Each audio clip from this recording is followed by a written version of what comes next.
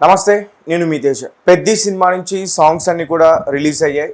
అయితే రీసెంట్గా వచ్చిన హల్లలో సాంగ్ దాని గురించి అయితే కాంట్రవర్సీ నడుస్తుంది. ముఖ్యంగా ఆ సాంగ్ లిరిక్స్ రాసిన అనంత్ శ్రీరామ్ ఎవరైతే ఉన్నారో అతనిపైన చాలామంది కామెంట్స్ చేస్తూ ఉన్నారు నెగిటివ్గా. సో అంటే ఎప్పుడు కూడా సనాతన ధర్మం అంటూ కూడా మాట్లాడే ఆ వ్యక్తి అసలు ఇలాంటి లిరిక్స్ ఎలా రాశాడు అంటూ కూడా చాలామంది మాట్లాడుతున్నారు. సో దీని గురించి క్లియర్గా తెలుసుకునే ప్రయత్నం చేద్దాం. మనతో పాటు మాట్లాడడానికి సీనియర్ జర్నలిస్ట్ దాము బాలాజీ గారు ఉన్నారు, ఆయనతో మాట్లాడదాం. నమస్తే సార్. నమస్తే. So Anant Sriram lyric writer. So రీసెంట్గా అతను ఏదైతే పెద్ది మూవీలో హల్లలో సాంగ్ రాశాడో దాని గురించి కాంట్రవర్సీ నడుస్తుంది.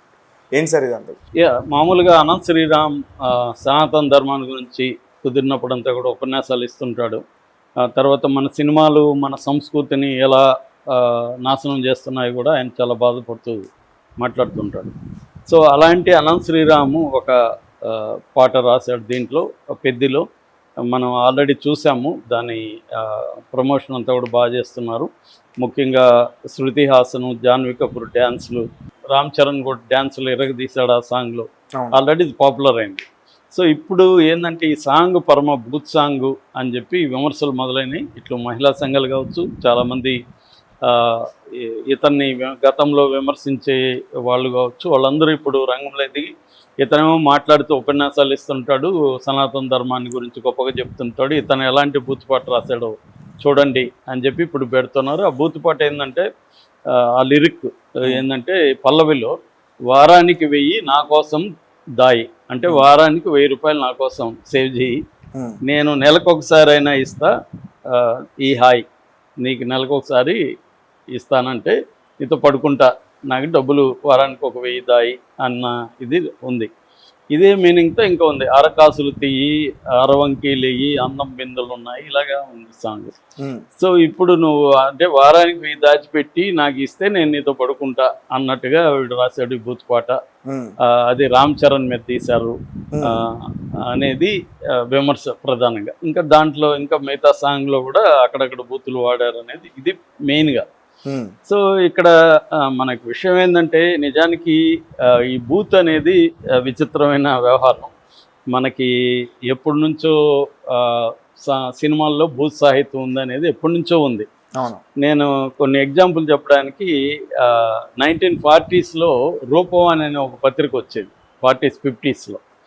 నేను ఇంకొక పత్రిక కమతం అనే ఒక పత్రిక నేను ఎడిట్ చేశాను. ఎడిట్ చేసినప్పుడు రూపవాన్లో ఉండే కొన్ని ఆర్టికల్స్ నేను ఈ కమతంలో రీప్రింట్ చేసి ఒక ముందు మాట రాశాను. సో దాంట్లో ఒక వాక్యం చదువుతాను. అందులో ఏంటంటే 1946 ఫిబ్రవరిలో రూపవాన్లో ఒక ఆర్టికల్ వచ్చింది. టైటిల్ ఏం తెలుసా? ఈ తెలుగు చిత్రాలు చూడకండి. అంటే అప్పటి జనరేషను అప్పటి సినిమాల్ని ఎట్లా విమర్శించింది అనేది మనకి ఈ ఆర్టికల్స్ అయితే తెలుస్తుంది. ఇప్పటికి మనకి అవన్నీ క్లాసిక్స్. ఇప్పుడు మనకి అప్పుడు గులాబీ కావాలి కథ, లేకపోతే ఇలాంటి జానపద చిత్రాలు, పౌరాణిక చిత్రాలు, ఇవన్నీ ఇప్పుడు క్లాసిక్స్ కదా. అప్పుడు జానపద చిత్రాలను తీసే వాళ్ళని పర్ణ బూతులు తిట్టేవాడు. జానపద చిత్రాలు తెలుగు సంస్కృతిని నాశనం చేశాయని ఒక ఆర్టికల్ వచ్చింది. అట్లాగే ఇప్పుడు ఈ ఆర్టికల్లో ఒక వాక్యం చదువుతాను చూడు. ఆంధ్రదేశంలో ఏ బేడా కాని టికెట్ వాణిని కదిలించినా, బేడా కాని అంటారు అప్పట్లో, కదిలించిన మన చిత్రాలను నిందించుటాయి. అంటే చిన్న టికెట్ తీసుకుని పోయేవాడు కూడా మన సినిమాలు తిడుతున్నా అంట. ఇప్పుడు 1946 ఇది భాష తెలియకపోయినా, మాట అర్థం కాకపోయినా, జట్కా బండి వాడి దగ్గర నుండి హిందీ పిక్చర్ చూసి హాయ్ హాయ్ అంటూ ఉన్నాడు. అంటే హిందీ పిక్చర్లు నచ్చుతున్నాయి, తెలుగు బాగాలేదు. ఇది ఎప్పుడు 1946 డిస్కషన్. ఇంకొక లేడీ రాసింది ఆమె ఈ బూత్ గురించి చెప్పడానికి. స్త్రీ దృష్టిలో మన చిత్రాలు కాకరపర్తి కామేశ్వరి రాసింది 1951 ఏప్రిల్లో ఆర్టికల్. ఆమె ఏమంటుందంటే, మన తెలుగు సినిమాల్లో బూతు సంభాషణలతోనూ వక్షోజ ప్రదర్శనలతోనూ ప్రేక్షకుల్లో కామోద్రేకాన్ని రెచ్చగొట్టి జేబుల్లో డబ్బులు అమాంతంగా గల్లంతు చేసే సాధనాలుగా ఉన్నాయి. 51లోనే బూతు సంభాషణలు, వక్షోజాలు చూపించి ప్రేక్షకులు రెచ్చగొడుతున్నానని అప్పుడు కూడా విమర్శించారు. అలాగే శంకుమార్క్ లుంగీలకి ఆడవాళ్ళకి లుంగీలు కట్టడం అనే యాడ్ వచ్చింది. సో ఆడవాళ్ళకి ఏం సంబంధం అనేది ఒకటి. ఆ తర్వాత అశోక ఆమ్లా తల నూనె, ఈ తల నూనెకి ఒక యాడ్లో ఆమె పై టిప్పేసి ఉంటుంది. పై తిప్పడానికి తల నూనెకి ఏం సంబంధం? తల నూనె హెయిర్కి పెట్టుకుంటాం, పైట ఎందుకు జార్చింది అనేది అప్పట్లో విమర్శ. అలాగే అప్పట్లో కన్నంబ, మన సావిత్రి వీళ్ళంతా కూడా నా సౌందర్యానికి లక్ష్య కారణం అని లక్ష్య యాడ్ ఉంది. వీటన్నిటికంటే ఇంకా దారుణమైన ఒక ఇది చెప్తాను. 1934లో సీతారామ కళ్యాణం అని ఒక సినిమా వచ్చింది. ఆ సినిమా పాటల పుస్తకంలో ఒక యాడ్, ఆ యాడ్లో కండోమ్ యాడ్ ఉంది. అప్పుడులోనే 1934 సీతారామ కళ్యాణం, సీతా కళ్యాణం పాటల పుస్తకంలో యాడ్ ఉంది. సుఖవ్యాధులు లేని సుఖజీవనము, ఆనందమునకు అంతరాయం లేని జన్మ నిగ్రహ మార్గములు, కిమోనో. కిమోనో అనేది కండోమ్ పేరు. కిమోనో పురుషులు ఉపయోగించినది, చాలా కాలము మనును, అంటే ఇది మళ్ళీ మళ్ళీ వాడుకోవచ్చు. సుఖవ్యాధులు సోకవు, ధరించినట్లు ఉండనే ఉండదు, ₹1.8. ఇది 34 యాడ్. అంటే మనం ఎప్పటికప్పుడు బూత్ని ఎలా చూస్తాము అనే దానికి ఎగ్జాంపుల్ ఇది. అంటే ప్రతి జనరేషన్ కూడా కొంతమంది ఎలీట్ సెక్షను ఆ జనరేషన్ ఆ సినిమాలు వాళ్ళ కాంటెంపరీ సినిమాల్లో బూతులు ఉన్నాయని, లేకపోతే ఉద్రేకాలను రెచ్చగొడుతుందని, సినిమాలు సరిగా లేవని, ఇప్పుడు మనం క్లాసిక్ సినిమాలు అనుకునే వాటిని అంతా కూడా అప్పట్లో బాలేదనే విమర్శించారు. అందుకని చరిత్ర తెలుసుకోవాలి. మనకేందంటే సినిమాకు సంబంధించి చారిత్ర జ్ఞానం లేదు. ఆ పత్రికలు ఇప్పుడు అందుబాటులో లేవు. రూపాని, నేను చెప్పిన పెంకిపిల్ల రూపాని, ఈ రెండు చదివితే మీకు 40s 50sలో ఎలా ఉండేది అనేది వస్తుందన్నమాట. మా ఫ్రెండ్ దీని మీద ఒక ఆయన రీసెర్చ్ కూడా చేశారు.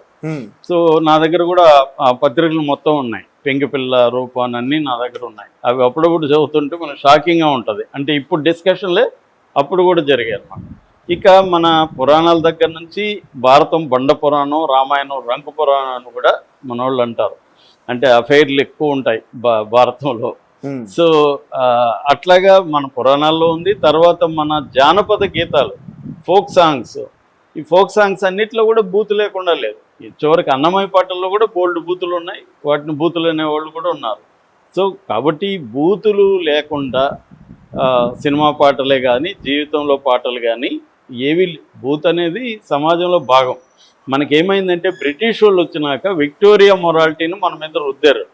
అసలు మోరల్ యాంగిల్ అనేది మనకు అంతకుముందు లేదు. మోరల్ యాంగిల్ అంటే మనకు అంతకుముందు ఏంటంటే డైలీ లైఫ్లో మనం ఎలా బతకాలి, మన స్కిల్స్ ఏంటి, అవే నేర్పించేదే మనకు మోరల్ లిటరేచర్.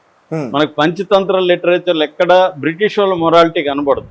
పంచతంత్రాలంతా కూడా నిజ రోజువారీ జీవితంలో మనం బతకాలంటే ఎలాంటి సంబంధాలు పెట్టుకోవాలి, ఎలాంటి ఫ్రెండ్షిప్లు డెవలప్ చేసుకోవాలి, ఎలాంటి స్కిల్స్ నేర్చుకోవాలి, అది నేర్పిస్తుంది పంచతంత్రం. అంతేగాని మోరల్స్ నేర్పించు బ్రిటిష్ వాళ్ళ మోరల్స్. ఈ మోరల్స్ అనేవి మనకు తెలియదు. బ్రిటిష్ వాళ్ళు వచ్చేవరకు వాళ్ళు ఏం చేశారంటే వాళ్ళ మొరాలిటీని మన మీద రుద్ది, దేవాలయాల పైన బూతు బొమ్మలు ఉంటే కూడా వాళ్ళు షాక్ అయ్యి దాని అంతా కప్పేయడానికి ట్రై చేశారు.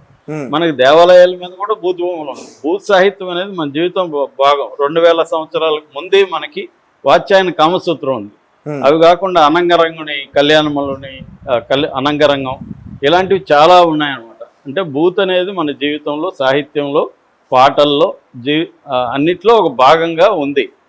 కాబట్టి బూత్ని ఏదో తిట్టడం అనేది అనవసరం. సో ఈ అబ్బాయి స్పెషల్ సాంగ్ అంటేనే ఎంతో కొంత బూత్ ఉంటుంది. అవేముంటాయి అన్ని సాంగుల్లో కూడా, ఐటమ్ సాంగులో నువ్వు నాకు అది రాసిచ్చే, ఇది రాసిచ్చే, అంతివు ఇంతివు అనేదే కదా సాంగులు. ప్రతి సాంగులో అదే ఉంటది కదా. అదే వీళ్ళు కూడా వారానికి 1000, అక్కడ రైమింగ్ కోసం వాడు పదాలు పడక 1000 అని రాశాడు. 1000కి ఎవరు వస్తారు ఇప్పుడు? వారానికి 1000 ఎవరు వస్తారు యాక్చువల్గా ఇవాళ ఉన్న కండిషన్లో? ఇదేంటంటే వాళ్ళకి రైమ్ వర్డ్స్ పడాలి కాబట్టి వాళ్ళు రాశారు తప్ప 1000 అనేది కాదు. ఇక్కడ ఇంపార్టెంట్ ఏమంటే నువ్వు నాకు డబ్బులు ఇవ్వు, నేను నీకు కావాల్సింది ఇస్తాను అని ఒక ఆమె వచ్చి నీతో పాట పాడడమే కదా కాన్సెప్ట్. ఇలాంటివి ఎప్పటి నుంచో ఉన్నాయి. జయలలిత, మన ఈమె జయమాలిని, జ్యోతిలక్ష్మి, అక్కడి నుంచి ఇదే సాంగులు ఉన్నాయి. అదే వాతావరణం కంటిన్యూ అవుతుంది. రాసేవాడు కూడా అదే రాస్తున్నాడు. రెండోది అనంత్ శ్రీరామన్ ఒక్కడనే అనడం కూడా తప్పు. ఎందుకంటే పాట రాయించుకుంది ఎవరు? డైరెక్టరు. దాని పాడింది ఎవరు? సింగరు. మళ్ళీ మ్యూజిక్ డైరెక్టరు, హీరో. వీళ్ళందరూ తెలియకుండా పాటని షూట్ చేయరుగా. అది పదే పదే ప్లే చేస్తుంటారుగా షూట్ అప్పుడు. అందరికి తెలుసు కదా. కాబట్టి కాకపోతే ఏంటంటే అతను నీతులు చెప్పకూడదు. ఎవరు అనంత్ శ్రీరామ్ వేరే వాళ్ళకి నీతులు చెప్పకూడదు. ఎందుకంటే అతను అదే పని చేస్తూ మళ్ళీ వేరే వాళ్ళు చేస్తే విమర్శించడం అనేది కరెక్ట్ కాదు తప్ప బూత్ అనేది ఏమి లేదు, బూత్ సాంగ్లో ఉండకూడదు అనేది ఏమి లేదు. ఈ బూత్ అనే విమర్శలు అనేవి నేను చెప్పినట్టుగా 1940s 50s కూడా ఆ సినిమాల్లో బూతులని విమర్శించుకుంటూ వస్తున్నారు. సో ఆ రకంగా ఏదేమైనా ఒక రకంగా ఇది కూడా పాపులారిటీ మంచిదే పెద్దికి.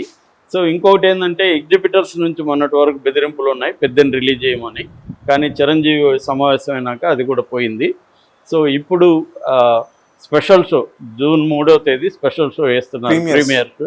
దానికి 600 టికెట్ పెట్టారు, జిఎస్టీతో కూడా కలిపి 600 పెట్టారు. తర్వాత జూన్ 4th నుంచి సింగిల్ స్క్రీన్లో వారం రోజుల వరకు జూన్ 10th వరకు 100 రూపాయలు పెంచారు. మల్టీప్లెక్స్లో 125 రూపాయలు పెంచారు. రోజుకి 5 షోలు వేసుకోవచ్చు అని చెప్పారు. ఇది స్టాండర్డ్గా జరిగేది, తెలంగాణలో ఇచ్చారన్నమాట. ఇది కూడా ఒక రకంగా పెద్దికి బూస్ట్ అని చెప్పొచ్చు. ఎందుకంటే మనకి ప్రీమియర్ షోలోనే 10 to 12 crores వచ్చేస్తుంది జనరల్గా. సో ఈ 3 రోజుల్లోనే మ్యాక్సిమం రావాలి. ఇప్పుడు మన model of the economy of the films అంతా కూడా వాళ్ళు 300 కోట్లు 3 రోజుల్లో 4 రోజుల్లో మ్యాక్సిమం 1 వీక్లో వెనక్కి రావాలి. ఎందుకంటే ఒకవేళ బ్యాడ్ టాక్ ఏమైనా వెళ్ళినా కూడా నష్టం జరగదు. సో ఈ సినిమా నాకు తెలిసి సేఫ్ ఫిల్ము. ఆల్రెడీ 220 కోట్లు ప్రీ థియేటర్కి బిజినెస్ అయింది. నెట్ఫ్లిక్స్ ఉంది, డీటెయిల్ ఉన్నాయి, ఇంకా బోల్డ్ ఉన్నాయి రకరకాల ఆదాయాలు. కాబట్టి ప్రొడ్యూసర్లు సేఫ్, కొన్నోళ్ళు కూడా సేఫ్ అయ్యే అవకాశం ఉంది. ఎందుకంటే మంచి బడ్జ్ వచ్చింది ఆల్రెడీ. సెన్సార్, ఇక్కడ సెన్సారు, దుబాయ్ సెన్సార్ కూడా మంచి రివ్యూలు వచ్చాయి. కాబట్టి ఈ వివాదాలు అనేవి పెద్దగా పెద్దికి ఏమీ ఇబ్బంది కలిగించవని నేను. Right sir, thank you so much.